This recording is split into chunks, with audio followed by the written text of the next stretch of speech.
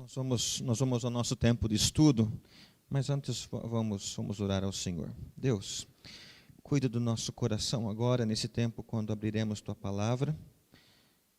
Não nós, não os impedimentos, não eu mesmo, mas o Senhor conduzindo mente e coração ao que o Senhor tem para nos ensinar através da ação do Teu Santo Espírito. Fortifica-nos pelo poder da Tua Palavra, oramos em nome de Cristo Jesus. Amém. Amém. Eu quero só revisar com os irmãos um pouco da semana passada que nós vimos, para quem está hoje conosco, chegando, e até para a gente mesmo que a ideia ainda é termos 3 domingos de estudo voltados a comprometimento, compromisso da igreja. Pensamos em janeiro, em fevereiro e março, recadastramento da igreja, e nosso ideal é que haja um intenso recadastramento, sim, mas muito mais do que teu nome numa ficha, na igreja, no rol de membros ativos, atuantes, e entendendo que temos muito a ser feito. Eu vou depois avançar um pouco mais nesse tema. Na semana passada, então, nós começamos essa série de 3 mensagens, que eu chamaria de estudo, que envolve o tema comprometimento. E a ideia justamente é essa: qual o meu envolvimento com a igreja local? Por isso que o foco é muito aqui, Igreja da Fazenda da Velha. Em termos de me sentir parte, de verdade faço parte. Em termos de relacionamentos, de contato com pessoas, faço parte. Trabalhamos na semana passada um pouco o texto de Hebreus 10, 25, bem conhecido: e não deixemos de reunir-nos como igreja, segundo o costume de alguns, mas procuremos encorajar-nos uns aos outros, ainda mais quando vocês veem que se aproxima o dia. A ideia, eu falei que na semana passada que um consolo que há é que naquela época alguns já tinham o costume de não se congregar, não sei se isso é até um consolo, algo, enfim. Mas a gente entende que a mídia, a tecnologia não substitui de forma alguma o contato pessoal. Como que você vai encorajar alguém atrás de uma telinha? Você está na sua casa, alguém está em outro local, você pode até escrever alguma coisa. Talvez em parte vai ajudar, mas diferente olhar, estar junto, ombro a ombro, é muito diferente. Então não dá.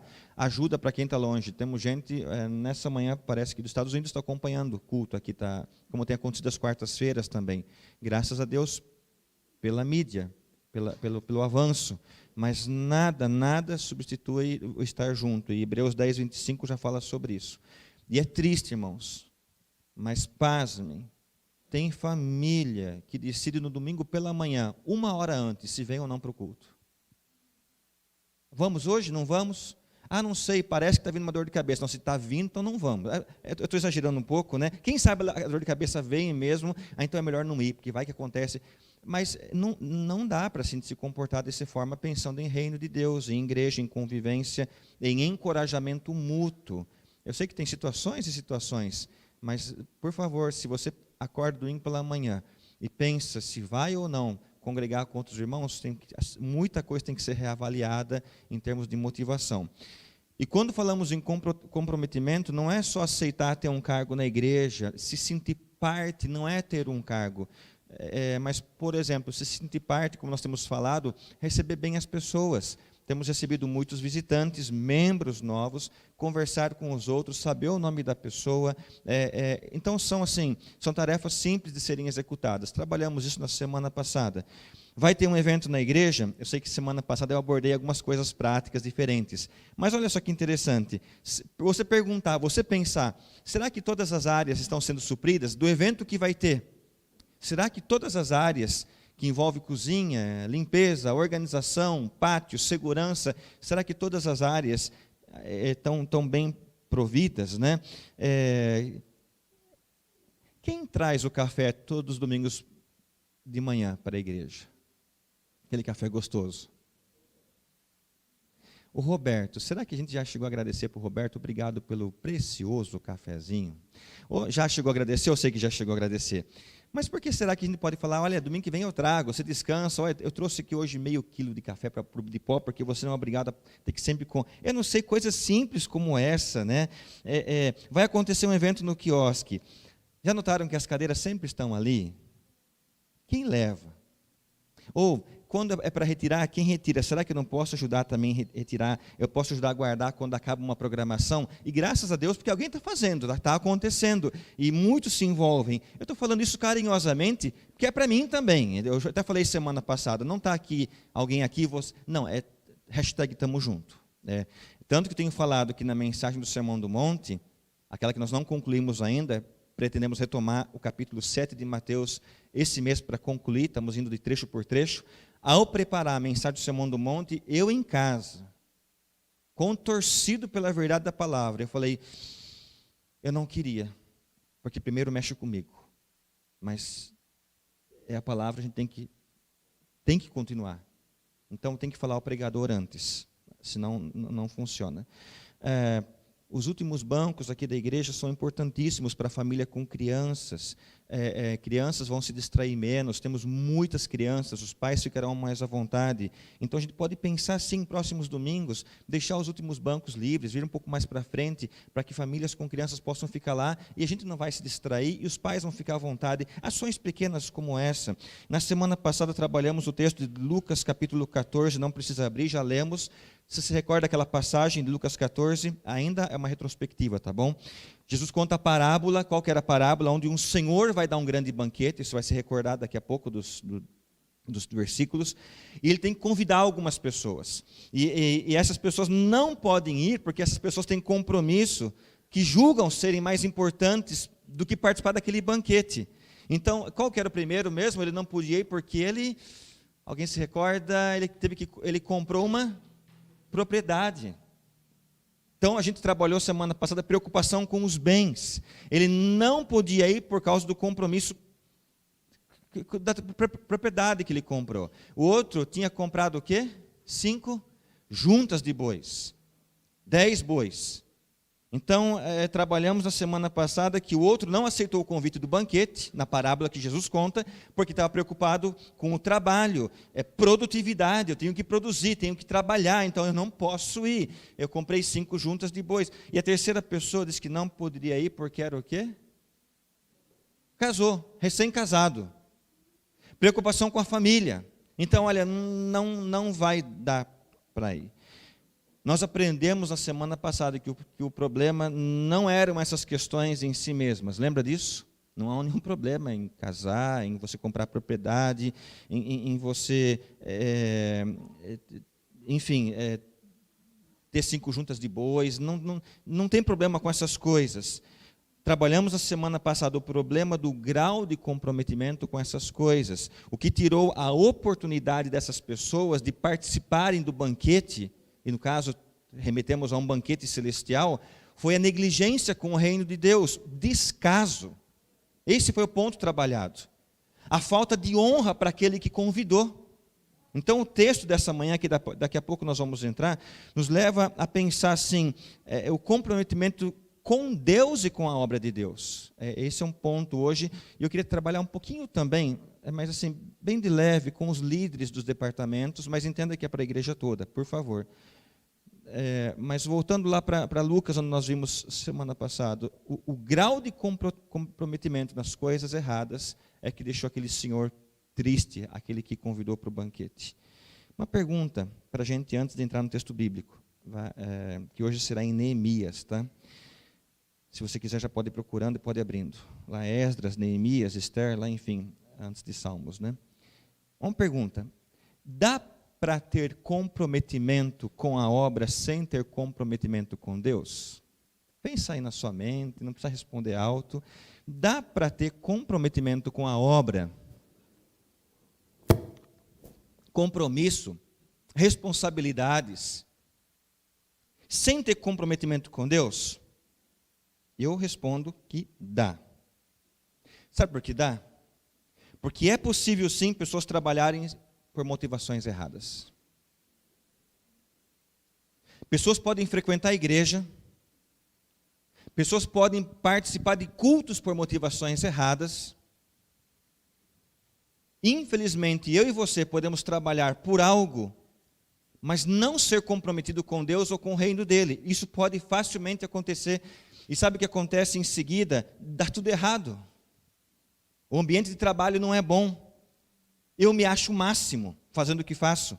Sabe aquele pensamento? E vamos nos cuidar para a gente não pensar assim, quando eu morrer, como tudo isso vai ficar? Sabe o que o pastor Exaltino uma vez respondeu? Pode ficar melhor. Pode ser igual, pode... Sabe por quê? Porque a igreja não é a igreja é de Cristo. Não é minha, não é sua.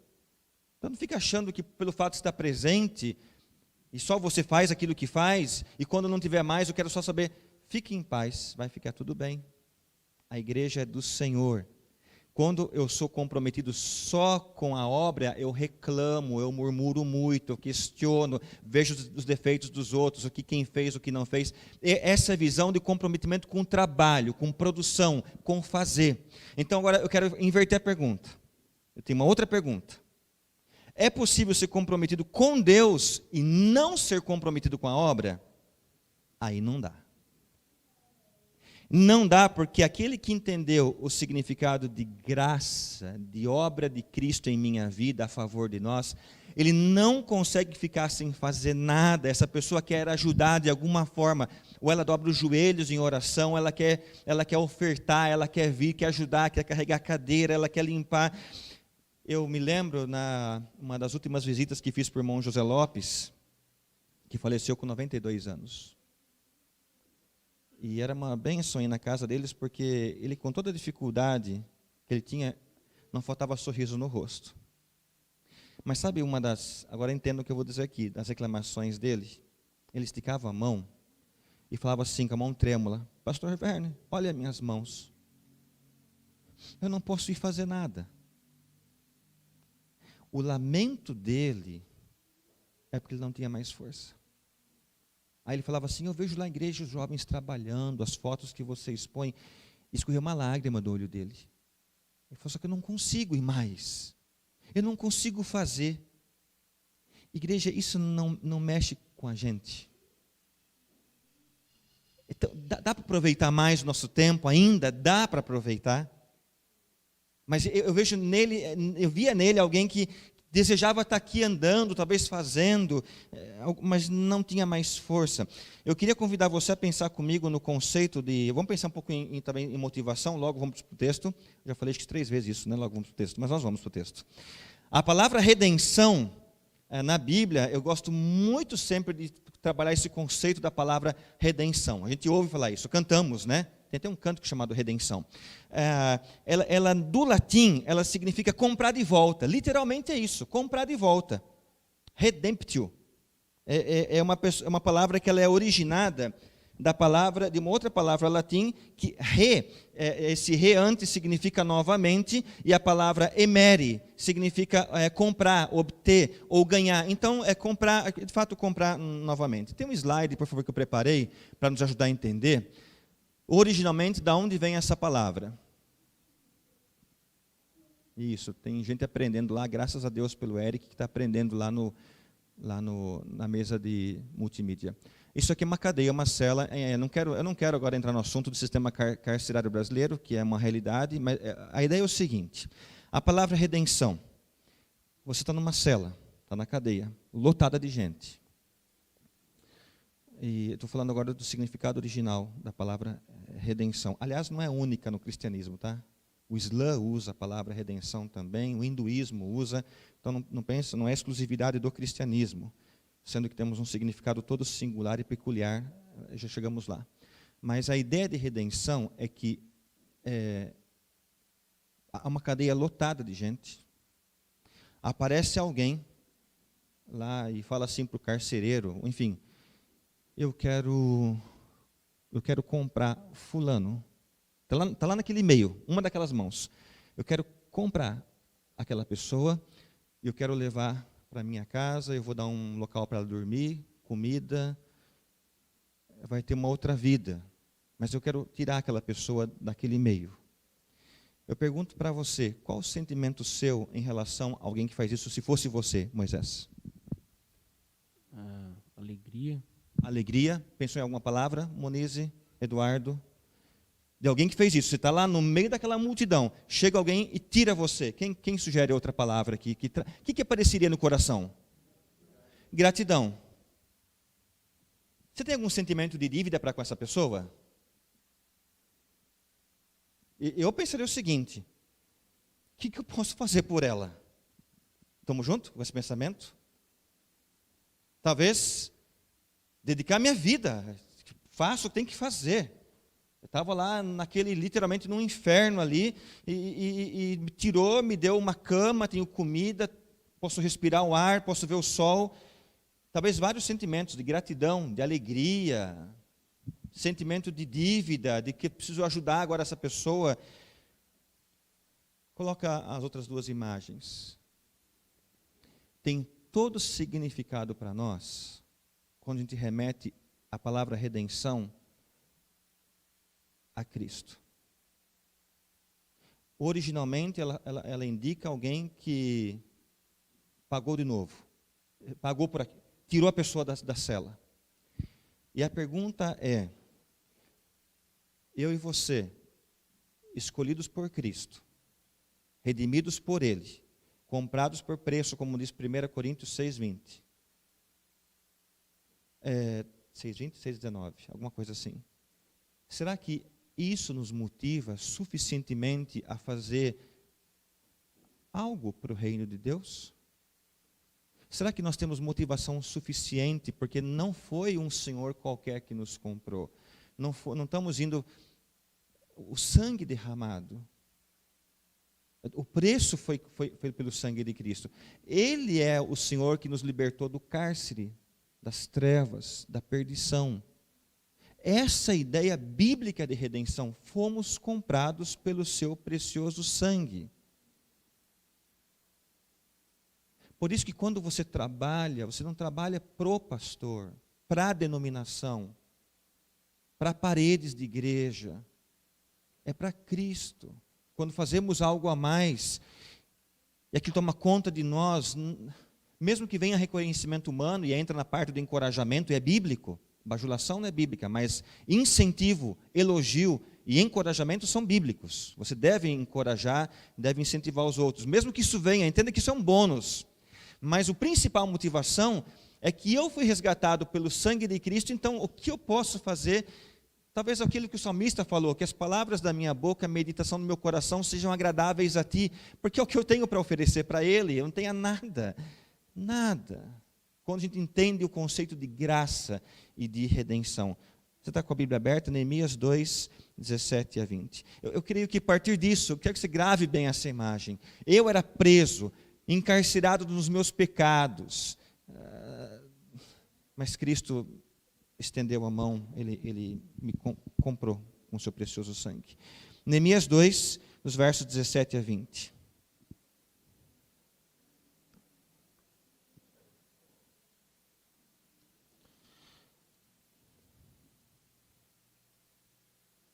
Só antes da leitura, eu creio que muitos aqui já sabiam o contexto de Neemias, mas se alguém está com alguma dúvida, assim, para saber onde que nós estamos pisando em termos de texto bíblico, de contexto, é um livro que retrata a história do povo de Deus pós-exílio, tá bom? Depois que o povo voltou da Babilônia, enfim, Neemias tinha um cargo importante, ele era possivelmente bem remunerado, trabalhando ainda no Império Persa, estamos falando aí por volta do ano 445 a.C., essa data não é muito bem fechada entre estudiosos, mas por essa época, debaixo do domínio do rei Artaxerxes, muitos pensam que Neemias ele resolve ir para Jerusalém. Aqui diz no começo do livro que o irmão dele, né, tem o nome dele aqui, do irmão, Hanani, versículo 2, 2, Hanani, um dos meus irmãos, trouxe a notícia falando, olha, Jerusalém está devastada, as portas estão queimadas, muros derrubados. Alguns olham para Neemias, eu queria só chamar a atenção para você, para esse cuidado, como se ele fosse uma espécie de um patriota muito intenso, um compromisso, uma compaixão por Jerusalém. Tem disso também, mas é muito mais do que isso. Sabe por quê? No contexto aqui judaico, na época, quando um judeu se deparava com uma tragédia, era comum a pessoa demonstrar todo o seu lamento, toda a sua tristeza, empatia com aquilo que aconteceu. Sabe como? Primeiro rapando a cabeça, rapando a sua barba, além de se envolver com jejum, com oração. Então, o judeu mostrava que ele estava comprometido com um problema que estava acontecendo. Era uma forma, dentro da cultura judaica, dele mostrar que está preocupado com aquilo que está afligindo o outro. É um senso de responsabilidade, é algo muito sentimental, muito mais que um simples patriotismo. É algo sentimental. Me permitam, uma aplicação até dentro do que falamos agora há pouco. Nós não precisamos fazer o que nós fazemos porque, estou com dó do pastor. Nós não precisamos fazer porque eu estou com dó de quem está cuidando sozinho das crianças. Eu não posso fazer porque eu estou com dó de tal fulano, é porque não tem mais ninguém. Sim, saiba que quando você ajuda, isso é uma tremenda motivação para quem está trabalhando sozinho. Mas se a motivação for Cristo, isso faz toda a diferença. Faz no relacionamento e tudo mais. Uma pergunta para nós hoje. Estamos comprometidos com Deus e com a obra de Deus hoje? Será que eu e você receberíamos o ok de Deus? É uma pergunta boa. Em termos de comprometimento, será que eu e você receberíamos o ok de Deus? Então eu quero chamar a atenção para a igreja, porque esse assunto é de extrema importância. Vamos ler Neemias 2, 17 a 20. Eu lhes disse então, vede a triste situação em que estamos, como Jerusalém está devastada e as suas portas destruídas pelo fogo. Vinde, vamos reconstruir os muros de Jerusalém para que não passemos mais vergonha. Algumas versões trazem opróbio. Verso 18. Contei-lhes então como a mão de Deus havia sido bondosa comigo, e lhes relatei também as palavras do rei. Eles disseram, levantemo-nos e construamos os muros, e eles fortaleceram as mãos para essa boa obra. Verso 19, quando Sambalate, o horonita, Tobias, o oficial, e Gesem, o árabe, ouviram isso, zombaram de nós, desprezaram-nos e perguntaram, que é isso que estáis fazendo? Querei rebelar-vos contra o rei? Verso 20, respondi-lhes então, o Deus do céu é quem fará com que sejamos bem-sucedidos, e nós, seus servos, nos levantaremos e construiremos, mas vós não tendes parte, nem direito, nem memorial em Jerusalém. O pastor, já quero logo desenvolver um pouco esse texto. O pastor, eu não sei se está certo o nome dele que eu vou falar agora, Arival Casimiro, ele diz, olhando para esse texto, que há 4 tipos de pessoas na igreja quando o assunto é comprometimento. Até devia ter colocado no slide, não, me esqueci, me falhei. Primeiro grupo de pessoas, aquele que é evasivo, ele não se compromete. Eu venho na igreja, participo da igreja, dou até umas opiniões, eu dou oferta, mas eu não quero compromisso. Tem alguns que, se pudessem, ele diz isso, eu achei muito engraçado, deixaria até o carro perto do portão de saída, porque assim que acaba o culto, eu já saio rapidinho, porque vai que alguém pede alguma coisa para mim fazer. Então eu não quero. Esse é o grupo, são os evasivos. Segundo grupo de pessoas, pastor Casimiro diz o seguinte, pessoas reticentes. Ele que deu esses nomes, tá? São aquelas que têm medo de se comprometer. Ouve a mensagem, ouve sobre os projetos da igreja, sabe das programações, olha, aprecia e diz, eu não vou me comprometer com essas coisas, porque isso vai mexer muito com a minha vida, com o meu dia, com a minha rotina. Eu vou ter que vir na igreja mais horários, talvez eu tenha que prestar conta para alguém, vai me tirar da zona de conforto. E por eu saber que eu sou muito comprometido com aquilo que eu faço, por eu fazer de verdade o que eu faço, eu não vou fazer porque eu não quero encrenca, comigo mesmo para começar. Então, quando falamos em compromisso com Deus e com a igreja, tem gente dizendo, eu não quero esse problema na minha vida. Olha que interessante, pessoas reticentes. O pastor Casimiro disse também que traz um outro grupo de pessoas, pessoas desistentes. É aquele que começa e nunca termina. Todo ano ele pega alguma coisa para fazer, até se envolve no ministério, mas logo desiste. E tem alguns que, além de desistirem, ficam feridos, ficam sensíveis, dizendo algo do tipo, eu já quis trabalhar na igreja, mas eu não pude trabalhar. São aqueles que começam, assumem um compromisso, cheio de vontade, pegam a função, pegam a frente de trabalho e depois desistem e trazem uma série de argumentos que não eles mesmos para justificar a desistência. E o último grupo são os, assim ele chamou, tá bom? Totalizadores. São aquelas pessoas que pagam um preço para atingir o objetivo estabelecido. São aquelas pessoas que realmente colocam a mão na massa e dizem, vamos continuar, vamos para frente, vamos fazer, porque a obra não é nossa. Ele chama isso de pessoas, são os totalizadores. Esse texto dessa manhã de Neemias, a semelhança de muitos outros, é um texto maravilhoso. E, de fato, para mim e para você, é um texto de também um manual de liderança, mas eu queria chamar a sua atenção para alguns aspectos que são muito interessantes e relevantes sobre esse assunto. Primeiro, coloca para a gente no slide, naquele segundo slide, que a gente pode só acompanhar, eu acho que vai nos ajudar a entender.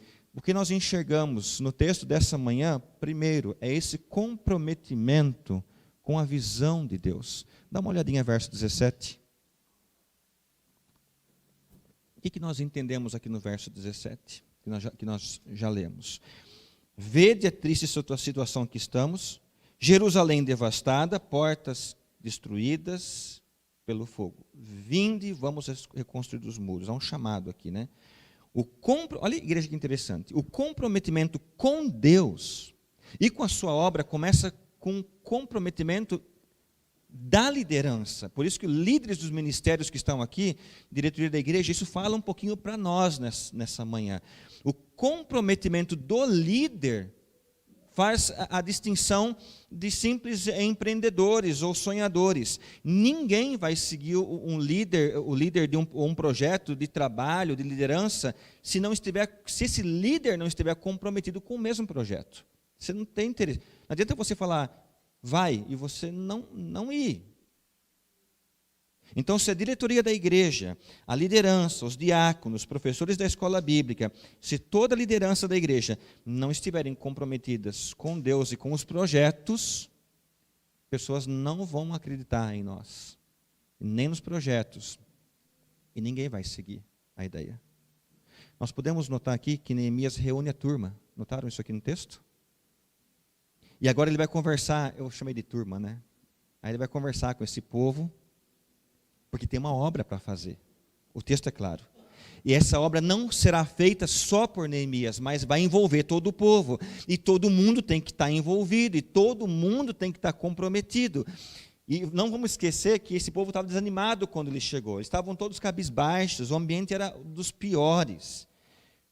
Igreja, e se nós quisermos, eu e você, a gente está comprometido com a obra, esse comprometimento envolve coração. E você pode ver isso nesse texto que a gente leu. Compromisso envolve o quê? Ação, fazer. Aliás, a Bíblia já fala lá em Mateus, né? Onde estiver o vosso tesouro, aí está o vosso coração. E aonde eu e você colocamos o coração, ali nós agimos e ali nós fazemos. Pessoas só fazem movidos pelo coração ou fazem movidos também por obrigação. A diferença é que quando é por obrigação, tudo fica mais difícil. Não é verdade? Quando eu faço porque eu tenho que fazer, porque alguém mandou, é osso, é duro. Mas quando eu faço pelo coração, é diferente. É por isso que você não precisa abrir, mas é por isso que em Colossenses, nós lemos, encontramos lá, que precisamos servir ao Senhor de coração. Lembra da cela, dos presos, do Senhor que nos resgatou? Se quer ser bem motivado, biblicamente, não tem nenhum coach falando aqui na frente, tá bom? Não é. Fuja dessa ideia. Corra. Estou falando de Bíblia. Leia no começo desse ano Colossenses. Ele nos tirou dos domínios das trevas. Ele é a imagem do Deus invisível. Nele foram criadas todas as coisas. Ele existe antes de todas... Ó, a teologia pura. Ele existe antes de todas as coisas. Ele é a cabeça do corpo, que é a igreja. Por isso fazemos. Agora, eu preciso da sua atenção para um fato que está aqui no texto de Neemias. Neemias é o líder, ele está comprometido e agora ele reuniu a turma para fazer essa obra. Existem muitos livros, hoje a gente sabe disso, são livros teóricos na área de liderança que não servem para a questão da igreja, de verdade. Eu já li alguns deles. Interessantes, alguns pontos bem legais, mas não servem para a igreja. Porque todo líder precisa ter uma visão, e geralmente os liderados seguem o líder por causa da sua visão, mas na igreja é diferente. Porque a visão não é só do líder, da pessoa do líder. A visão é de Deus. Dá uma olhadinha em Neemias 2,12. Volta uns versículos antes, 2,12. O que nós temos aqui? Levantei-me de noite e saí com alguns dos meus homens. Eu não disse a ninguém, o quê? O meu Deus havia colocado no meu coração. Presta atenção, não é uma ideia, um projeto, uma missão que partiu do coração de Neemias. Foi Deus que colocou no coração dele o que ele tinha que fazer em Jerusalém. Isso muda tudo, isso é diferente. O que significa? Significa que a liderança da igreja, a diretoria da igreja, o corpo diaconal, juntamente com o pastor, todos temos que chamar a igreja e dizer, entendemos que da parte do Senhor temos isso para fazer aqui na Fazenda Velha, no espaço que temos. Liderança espiritual não é mobilizar pessoas para que as pessoas façam os seus projetos, mas liderar pessoas para que façam os projetos de Deus. Neemias é enfático nisso. A gente pode ler novamente 2:12. Eu não disse a ninguém o que o meu Deus havia colocado no meu coração, e aí ele continua, para que eu fizesse em Jerusalém. Esse é um outro ponto interessante, né? Por favor, me entendam, tá bom? Às vezes tem muita gente na igreja, nas igrejas, que a gente não sabe quem põe no coração dessas pessoas um monte de ideia. São até interessantes. E chegam para o pastor, para o presidente, para os líderes, dizendo, vamos fazer isso, vamos fazer aquilo. E quase que às vezes a gente precisa dizer, olha, já temos trabalho demais. Você precisa arrumar uma visão, uma ideia para você fazer. Carinhosa, para você fazer. Veja que Neemias é claro. Deus colocou no meu coração para que eu fizesse. Ele aqui está sendo envolvido. Ele não chega em Jerusalém e fala, gente, precisamos, o caos está instalado aqui, está todo mundo triste, os muros precisam ser reconstruídos, as portas queimadas. Vocês se viram aqui, ó, o recado foi dado, eu estou voltando para trabalhar lá, porque o meu salário é bom, enfim, o rei precisa de mim. Então vocês, Deus me mandou essa palavra para vocês. Não, ele tinha que ir lá e executar isso com o povo. E ele vai liderar esse processo, essa história que nós conhecemos. Aliás, eu amo Neemias, o livro. E aí eu quero despertar a sua atenção para o versículo 17 que nós lemos, porque ele tem uma visão do céu no coração dele para executar, mas os pés dele estão na terra, estão no chão. Isso é interessantíssimo e sensacional ver em Neemias. Ver a triste situação em que nós estamos, ele convida o povo à consciência. Jerusalém está devastada, portas destruídas pelo fogo.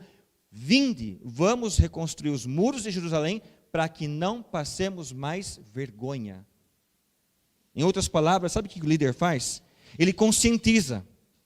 E eu acho isso muito especial. É como se Neemias chegasse para Jerusalém e fala, gente, é isso que Deus quer para a gente como povo dele? Muros caídos, portas queimadas, tem cara de Deus? Tem jeito de que ele é o nosso rei? Veja que interessante essa consciência. Neemias, o que ele faz? Ele traz um resgate da identidade, quem nós somos. E a gente se esquece muito facilmente, né? Mas ele fala, quem nós somos? É como se Neemias dissesse, Deus quer que a gente seja uma cidade queimada, com portas queimadas, com muros derrubados. É isso que o Senhor quer da gente. Veja que Neemias, ele não é um lunático, ele não é um sonhador sem sentido. Ele vai fazer um papel de agente de Deus a partir de um contexto, a partir de uma necessidade. Ele é um agente do Senhor. Irmãos, a gente precisa entender isso. Deus tem uma missão para nós a gente fazer como igreja missionária. Sim, nós temos. E graças a Deus por tanta visão missionária que Deus tem dado à igreja, a pessoas, a famílias. A gente só pode louvar o Senhor. E a gente também sabe que essa visão não é minha, não é sua. É uma visão de Deus para a igreja. Pelo menos é isso que nós cremos quando a gente lê Mateus 28, na verdade. E por todo o mundo, enfim. Mas nós podemos contribuir com missões como temos feito, graças a Deus. É biblicamente ensinado. Mas também nós aprendemos pela palavra que precisamos desenvolver missões a partir de onde estamos, com o que podemos fazer onde estamos. Alguém já disse, eu não sei de quem é essa citação, que o farol que brilha longe também é aquele que ilumina mais perto. Segundo ponto que nós temos, lição com Neemias, comprometimento com o serviço, primeiro com a visão de Deus, porque a obra é de Deus. segundo com o serviço. Você encontra isso no verso 17 e no verso 18. No final do verso 17, ele fala para que não passemos mais vergonha. Ou seja, nós vamos mudar essa realidade. Não vamos mais passar vergonha, ou vamos deixar de passar vergonha para ser canal de bênção, onde a finalidade é a glória de Deus. Igreja, o que nós estamos enxergando aqui, versos 17 e 18, a transformação vai acontecer. Mas como isso vai acontecer? De acordo com o que Neemias diz no versículo. Vamos reconstruir. Vinde, reedifiquemos. O que nós aprendemos? Lembra que eu falei na semana passada sobre aquela linha muito tênue entre trabalhar na obra de Deus e se cansar? Quando que eu estou motivado e quando está demais, estou cansado, até hoje eu tenho que lidar com isso, vem dúvidas no nosso coração. Mas o que a gente aprende com Neemias é que não existe mudança na obra de Deus se não for com muito trabalho. Não existe mudança se não for com muito trabalho. Neemias, ele é o líder e o conselho é que o povo esteja com ele, a liderança precisa estar junto. Então não adianta você mandar os outros irem trabalhar e você não ir trabalhar. A necessidade de comprometimento com trabalho. Como já dizia Muricy, aqui é trabalho, né? Assim como a gente viu na semana passada, quando Jesus conta aquela parábola do convite para as pessoas, para um grande banquete, todos tinham suas desculpas, lembra? Eu não posso. Neemias 2,18 diz na parte final, levantemos e construamos o que? Os muros. E aí diz, e eles fortaleceram as mãos para essa obra. O que nós aprendemos? Tem que trabalhar. Você tem que vencer o edredom em nome de Jesus. O friozinho. A vontade de não fazer nada. Lute contra isso. Pedro fala, esforce-se. Expõe esforço. Igreja, vamos prestar atenção para a gente acompanhar o raciocínio. Quando a gente está comprometido com a obra de Deus, seguindo a vontade de Deus, estamos aqui focados em Neemias, né? Trabalhando dedicadamente, aí nós entramos no ponto terceiro. Vamos lá? Não faltarão. Precisamos dos recursos e não faltarão os recursos de Deus. Estão no verso 18. Deu para notar? Contei-lhes então como a mão de Deus havia sido bondosa comigo, e lhes relatei também as palavras do rei. Então, recapitulando, a gente precisa ter compromisso com o que Deus quer, com o que Ele tem para a gente. Temos que nos comprometer em trabalho, mas precisamos de recursos. E aí vem aquilo que se chama providência de Deus. Se a gente ler novamente o verso 18, é como se Neemias estivesse dizendo o seguinte, Deus já está providenciando os recursos. E eu quero crer, igreja, o que quer que Deus tenha colocado para a gente fazer, ou a forma como nós teremos que utilizar esse terreno ao lado, que nós temos aqui de 5.800 metros, ou o pátio aqui da igreja, nós temos uma área, eu diria assim, privilegiada com a bênção de Deus. O que quer que a gente tenha que fazer? Eu quero crer que Deus já está providenciando os recursos, amém? Ele está providenciando. Deus vai levantar os recursos, eu e você, cremos nisto ou não? Coloque isso diante de Deus em oração. Ele está providenciando. Só que Deus não necessariamente lhe envia o recurso primeiro para então fazermos a obra. Em Neemias é interessante. Primeiro ele envia a visão, o projeto, trabalho. Isso parece familiar para a gente no Novo Testamento, quando o apóstolo Paulo diz, eu plantei, Apolo regou, Deus deu crescimento. Ação, provisão. Parece que é um caminhar bíblico aqui em termos de trabalhar. Trabalhar, Deus provê. Se Deus envia os recursos antes, sabe o que acontece? A gente não precisa de fé. Pense um pouco sobre isso. E é triste a mentalidade do esforço próprio, porque eu dei, porque eu ajudei, esforço humano. É só fazer transferência, faz um Pix, vai pagando, não precisa de Deus. O Pix resolve. Não é essa a ideia bíblica. Deus já tinha dito através do profeta Ageu e do profeta Malaquias para esse mesmo povo, minha é prata e meu é ouro. O Deus que chama para a obra é o Deus que vai junto na obra, e Ele vai com tudo. Vai com tudo.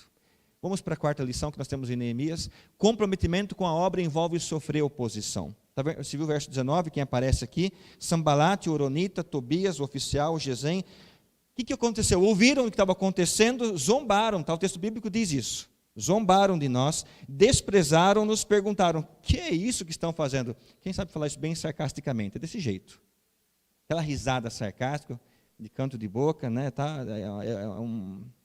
É uma afronta. Vocês querem se rebelar contra o rei?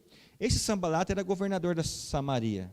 Que, aliás, lembra que quando o povo volta do exílio, e os povos à volta de Jerusalém de novo se opõem, Esdras 3 e 4 conta isso. Mas um dos povos que mais se opuseram à reconstrução foram os samaritanos. Então não é à toa que esse Sambalate está aqui como governador de Samaria, tentando desanimar. Presta atenção. Tudo é muito, né? Uma boa parte, uma grande parte do que você for fazer para Deus, vai ter um representante de Sambalate por perto. Dá uma olhada no versículo, dá em Neemias 2:10, volta um pouquinho. Quando o Sambalate, o Oronita, o Tobias, o oficial amonita, ouviram isso, ficaram muito irritados por saber que havia alguém interessado. Olha só o motivo da irritação. Havia alguém interessado no bem dos israelitas. Preste atenção. O inimigo das nossas almas, o diabo, ele não quer que eu e você nos preocupemos com crianças. Ele não quer que a gente se preocupe com pré-adolescentes. O inimigo das nossas almas não quer que a gente se preocupe com jovens, com adolescentes. O diabo não quer que a gente se preocupe com os perdidos. E Satanás usa de artimanhas para que eu e você desanimemos na oração. O diabo usa de armadilhas, é até interessante o paradoxo, para despertar o desânimo. Olha que interessante. Ele usa, Charles Swindoll fala muito sobre isso, os dardos inflamados, não é para matar alguém, é para desanimar. Ele está muito satisfeito com pessoas sentadas nos bancos desanimadas. Nada vai dar certo, não sei, mas a turma do contra é dele. Ele está contente com gente assim, que está desanimado e desanima os outros. Irmãos, aqui é uma oposição em Neemias sistemática. Ele desvaloriza aquilo que estamos fazendo. O diabo pode soprar em nossa mente dizendo, você é tão jovem, você que é uma pessoa estudada, nossa, você tem um futuro brilhante pela frente, está pensando em evangelização de adolescentes, de crianças. Ora, poxa, mas pense em coisas maiores. Irmãos, nós precisamos rever a nossa vida, não da perspectiva dos meus planos, dos seus planos pessoais. Eu quero isso para mim agora. Mas aqui Neemias diz, há uma obra para fazer. E talvez você diga, pastor, é muito fácil para você dizer isso, porque você é pastor. Mas entenda que nós não medimos ofícios, profissões ou tarefas. O texto nos convida a entender que Deus é o centro da nossa vida e tudo começa para Ele a partir de onde eu estou. Tudo para Ele a partir de onde eu estou. Observe no texto que nós vamos enfrentar oposição, críticas. O trabalho que vamos fazer muitas vezes, ele é desvalorizado. Aliás, irmãos, tem algum engenheiro civil aqui? Não tem, né? Do ponto de vista da engenharia, tem. Tem obra mais insignificante do que construir muro? Algo do tipo assim, Neemias, você com toda a sua formação, com toda a sua importância, sai de um emprego sensacional no Império Persa, servindo o rei Artaxerxes, para fazer muro? Vamos para a quinta lição, quinta e última. A obra de Deus é feita pelos servos de Deus. Veja versículo 20. Respondi-lhes então, respondeu para os opositores, né? O Deus do céu é quem nos fará com que sejamos bem-sucedidos e nós, seus servos, nos levantaremos e reconstruiremos. No final ele fala, vocês não têm parte, nem direito, nem memorial em Jerusalém. A obra de Deus é feita pelo povo de Deus, pelos servos de Deus. Isso é importante a gente entender. Se nós não fizermos o trabalho, qualquer um da igreja, nós aqui, ninguém fará. Pelo menos pelos propósitos dignos. A única organização, o único organismo autorizado por Deus para evangelização é a igreja dele. É um trabalho exclusivo. É que nem senha, é pessoal e intransferível, é nosso. E algo para nossa reflexão: se nós nos dispusermos, se nós trabalharmos com os projetos de Deus, com a liderança comprometida, com recursos de Deus, a palavra de Deus está dizendo, nós teremos bom êxito. Dá uma olhada em Neemias 6, versículo 15. E o muro foi concluído no 25º dia do mês de Elul. Em quanto tempo? 52 dias. Todo mundo trabalhando. Diz a palavra, em vários, tem outras menções. De dia e de noite, uma mão trabalhando, outra segurando a arma para agir contra os inimigos. A obra se concretizou. E o que nós temos no verso 16 ainda? Quando os nossos inimigos souberam disso, todos os povos ao nosso redor ficaram atemorizados e muito abatidos, pois perceberam. Perceberam o quê? Que tínhamos feito essa obra com auxílio do nosso Deus. Igreja, o muro não se chamou muro Neemias. Quando eles terminaram o muro, o sentimento, diz aqui, era o seguinte: Deus interferiu ali. Deus fez a obra ali. A glória seja dada a Ele. Eles perceberam a mão de Deus agindo. Não é de pastor, não é de fulanos, não, é Deus agindo na obra. É interessante como o texto de Neemias traz ênfase para aqueles que querem atrapalhar a obra, chamando aqui de inimigos, né? E sabemos que o mundo, todo o sistema, conspira contra tudo que vem de Deus. Por isso precisamos entender que quando o próprio Jesus disse aos discípulos, eu envio vocês no meio de lobos. Lembra dessa passagem? E o que a ovelha significa para o lobo? Comida. Um alimento do lobo se chama carne de ovelha. Mas o Deus que manda fazer, o Deus que envia os recursos, o Deus que manda a gente trabalhar, também diz para mim e para você: eis que estou convosco todos os dias, até a consumação dos séculos. Quando o lobo vem para nos atacar, como ovelhas de Cristo, Cristo vai de frente para se encontrar com o lobo e ele nos defende. Ele nos defende.